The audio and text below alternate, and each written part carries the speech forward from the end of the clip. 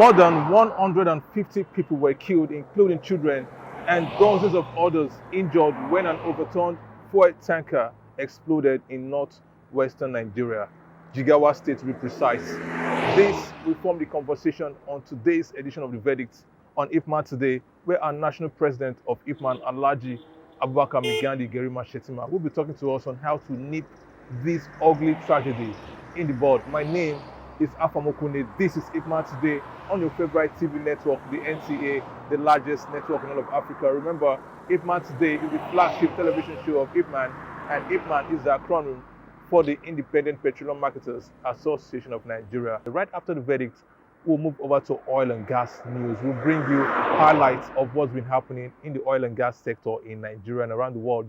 And right after oil and gas news, guess what? It will be time for CNG Roundup by Tetracore Energy Group. And our guest today will be Blessing Tejumola. She is the assistant manager of the finance department at Tetracore Energy Group. And our conversation today will be very, very enlightening. She will be talking to us about CNG as an economic game changer. No doubt, CNG is capable of reducing transport costs for Nigerians as well as energy costs. So you want to get all those details, stick to the end of the show where I'll bring you CNG Roundup by Tetracore Energy Group. Don't touch your remote while we go on this short break. We'll be back on the other side with the verdict.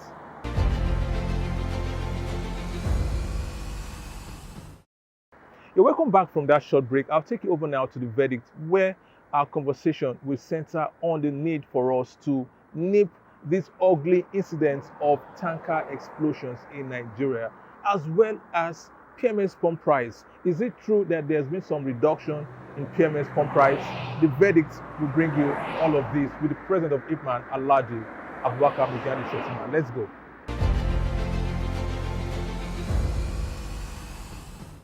Hello, this is the verdict and you're welcome. As usual, we're with the national president of Ipman. Mr. President, welcome once again on the verdict on Ipman today. Yeah, welcome, Mr. Afan. Thank you so much, sir. Yeah, well done. We are talking about the issue of tanker explosions in Nigeria. Recently, we've seen the latest tanker explosion that claimed many lives. And this seems to be a recurring issue within our geopolitical zones in Nigeria. What do you think, sir, is responsible for these tragedies that we keep seeing often? Well, it was just unfortunate.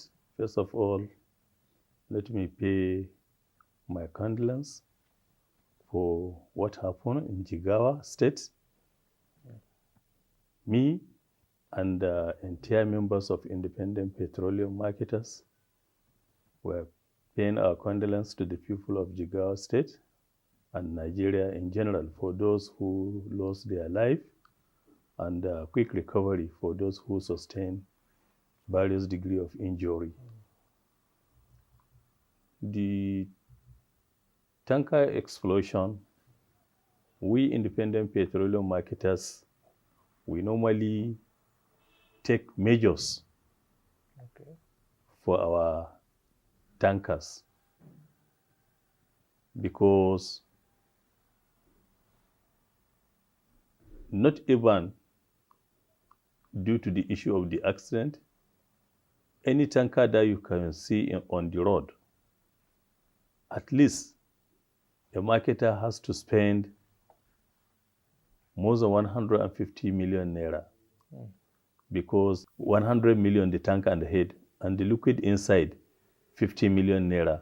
Wow. By the time when you add the money together, it may amount to 150 million naira. For the properties? For the property that we normally put on the road. So most of our tanks are up to standard. So that is the reason why on the day when that episode happened, if you calculate the numbers of trucks that are on the road, there are many. Yes. There are more than 1,000 trucks on the Nigerian road moving to see that they discharge the product on various filling stations. So what happened in Jigawa is just unfortunate, and we are not praying for that. But the only thing we may call the attention of the body concerned, because immediately when a tanker gets an accident inside the town, so the people of that particular environment, they may use it like they have get an opportunity of getting money. So in the process, because when that tanker fall down, it didn't catch fire because the whole valves are closed. But the people around that environment, they just go there to see how they can be able to siphon the PMS. That's what happened. Some even carrying the PMS in their rooms in the other places. And the PMS normally is highly inflammable. The fire started not at the tanker, it started inside the house, then back to tanker. So that is the reason why you have seen that explosion. But we are calling the management to see how they can put some remedies if such kind of actions happen.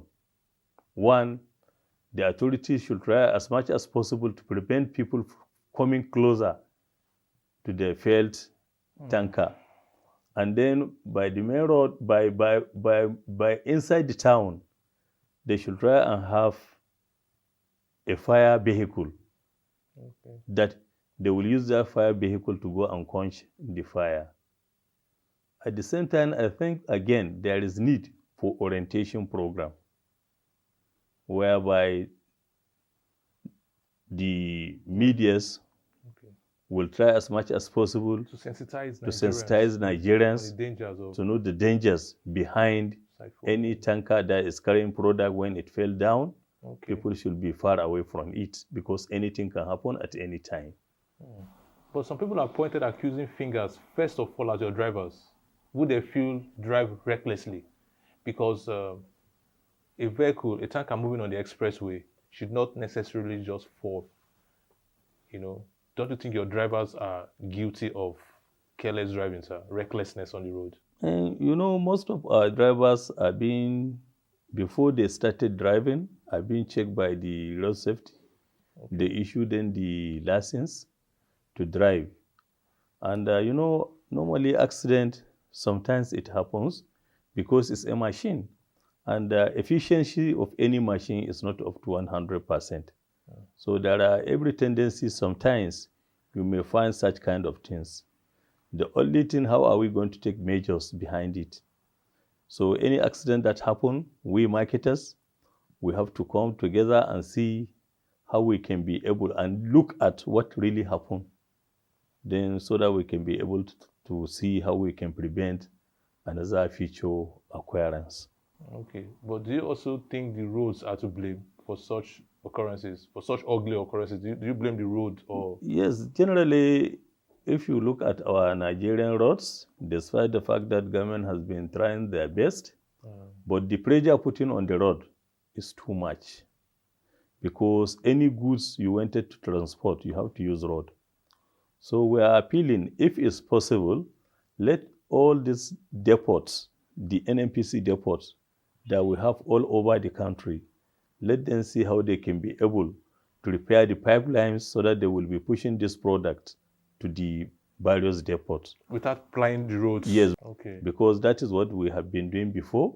They carry this product in various depots and discharge.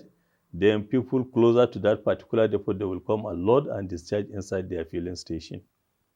Yes. And as you know now, the Dangote refinery has already started functioning.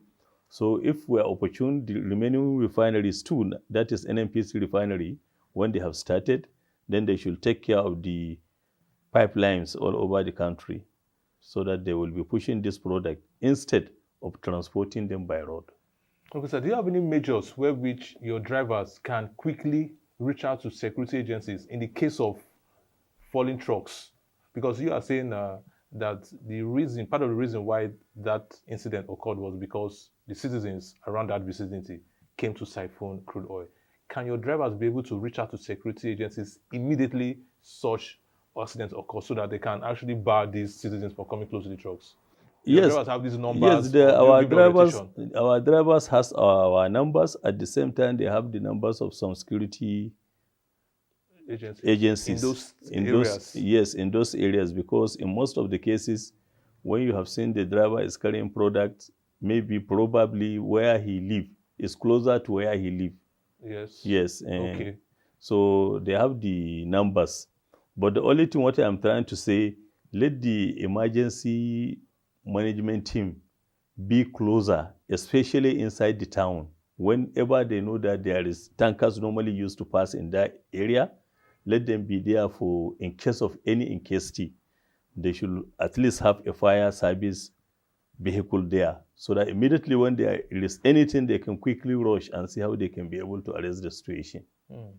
And it also be good for your task force, because I know recently you inaugurated the Ipman task force. The Ipman task force can also look at that area in terms of... Yes, it's all part of it. Okay, it's all part of Yes, it's all part of it, because they can be able to checkmate the trucks when they fall down. Fall down, and then give an immediate report. At the same time, even if the truck is not in good order, they can be able to arrest the truck. Yes, and tell the driver to make sure that he have done the right thing. Okay, but those drivers, are they members of Ipman? Are they employees of Ipman? No, they are not our employees, but they are PTD members. Okay. But you know, our business normally has connections. Okay. Yes. The value chain is interconnected. It's a value chain is interconnected. Okay. Because independent petroleum marketers cannot work alone without tanker drivers. Okay. At the same time, without NATO. Okay. So we are connected.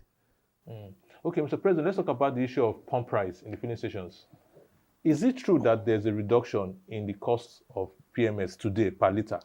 Yes, definitely there are reduction, because compared to the price which the NNPC intended to give us before, when we cry out, they make a small reduction, and the product now is available. You can find product everywhere in the country. It's just the cost that is the issue. But even the cost, as the price has started reducing, we're expecting weeks to come, the price will start coming down. So, okay, we expect further reduction in the prices in yes. weeks to come. Okay, but how would you describe the patronage of the public at your filling stations today, sir? The patronage is a little bit low because of the higher cost of the product. But when people are used to it, I know they can be able to be buying the way they have been buying before.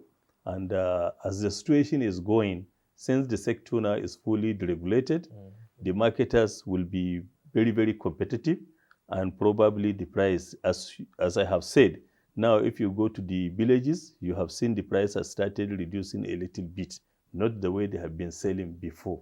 Okay. So what do you call on the government to do to assist members of Ipman at this time when patronage is quite low? And what is just always what we have been telling government, let the NNPC share the allocation with independent petroleum marketers. Okay. So that they will take their own quota, which we can take our own. So that by the time when we can be able to get our own direct through them, definitely you may see how our price will start changing again. Thank you, Mr. President. I think that will be all on the verdict. Your last word, sir, before we round up this segment, as always. My last word is to tell our independent petroleum marketers, so any private depot that they wanted to go and buy product, they should wait and look at the price first. Okay. Because if the price is so higher, they should let me be aware, so that I will call the owner of that private tank farm owner to tell him to reduce the price for them.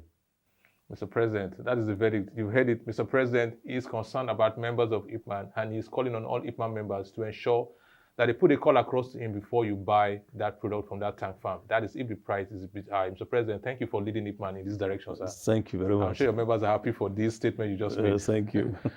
The verdict that is on Ipman today. We will continue the show after this short break. Don't touch your remote.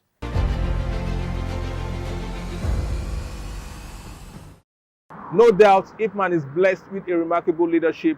If, as a member of Ipman, you are asked to pay a far higher price than what is obtained when you go to lift your PMS products, give him a call immediately. That is, give the president of Ipman a call, Alhaji Abubakar Migani Shettima, and he will see to it that that price is reversed forthwith.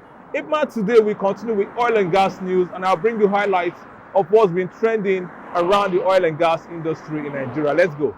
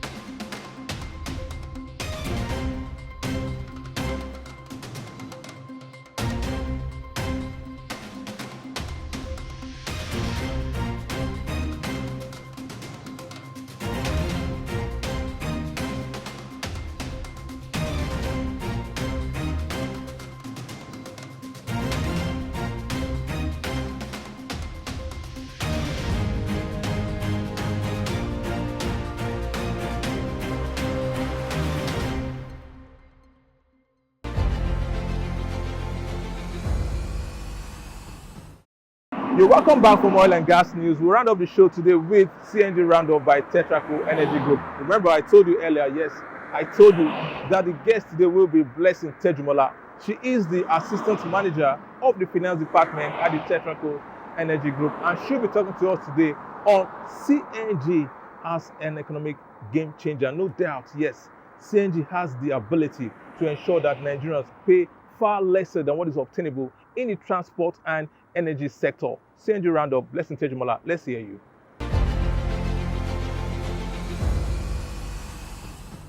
My name is Blessing Tejumola. In terms of cost savings, CNG has significant ways of saving costs. For businesses, low cost of CNGs makes them have more profitability, especially for companies that deal with fleet of cars that spend much, they're heavily dependent on fuel usage. They spend more money on fuel when it comes to usage of fuel. But with CNG, it reduces their overhead costs, thereby increasing their business profitability. The advantages of CNG in the commercial to businesses, transportation sector are very enormous, and we can streamline them to number one, low price. CNG is lower compared to which is petrol or diesel. CNG is lower. So for CNG that has a lower cost, it leads to lower operational expenses for businesses and in turn increase their profitability. Another advantage CNG has over petrol is energy security. CNG can be produced domestically, which makes it more easily available and accessible for people, both businesses and transportation, those that are doing transportation that has fleets of cars majorly. Another aspect of it we can look at is the environmental benefit of CNG. CNG burns cleaner than fuel, so it makes it more okay for engines, for vehicle engines to run, because the disposition is put on engines. It reduces wear and tear of engine easily. Another advantage CNG has over petrol is government support. Government has been campaigning over advantages of having an alternative fuel, which is CNG, compared to petrol. And they try in their way to dish out some tax advantage. For instance, they recently published VAT Modification Act, which exempts gas production from payments of VAT from feed gas to the final user of gas. Other advantage you can look at is that it can also give vehicle an extended engine life because of the way CNG burns. There are so many regulatory framework and financial incentives that the government can adopt to encourage those that are in the transport sector and businesses in order to be able to encourage the usage of CNG, some of which is the low interest loan. If government can make available low interest loan for those that are looking to switch to CNG, it make life easier for businesses and transportation firms. If they don't have enough money to run conversion, when they have access to low interest, they can be able to do it conveniently. Another one is tax incentive.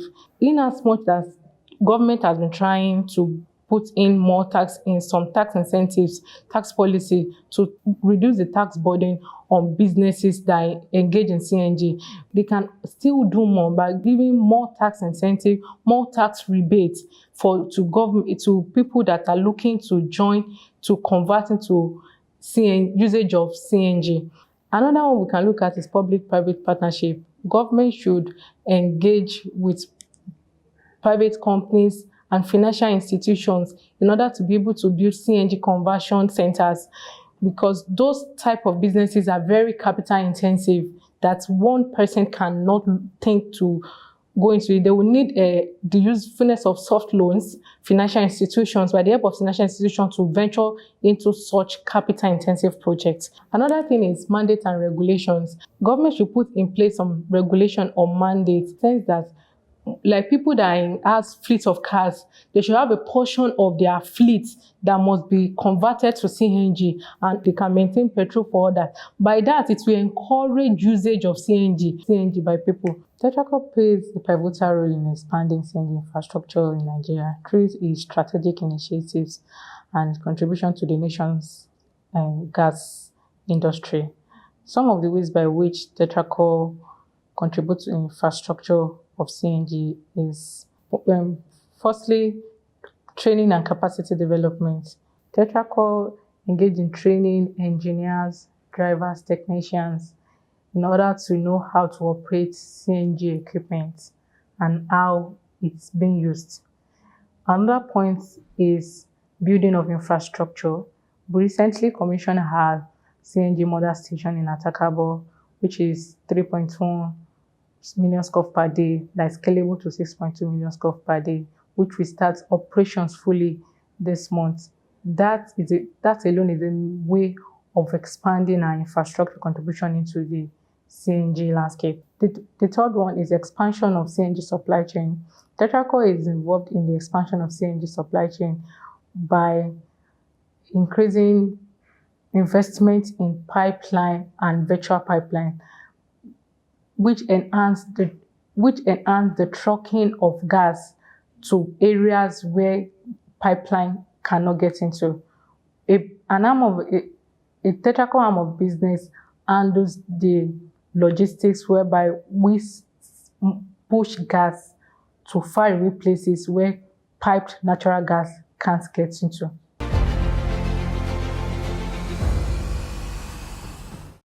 That part that I hate the most is eventually here, the part that I have to draw the curtains on today's edition of Ipman Today. Many thanks for watching. Ipman Today will be back same time next week. That is every Mondays at 10:05 p.m. Remember, my name is Afam Okone, and Ipman Today will continue to bring you the latest incisive information on oil and gas. The NTA network continues with the sublime broadcasting, so don't touch your remote.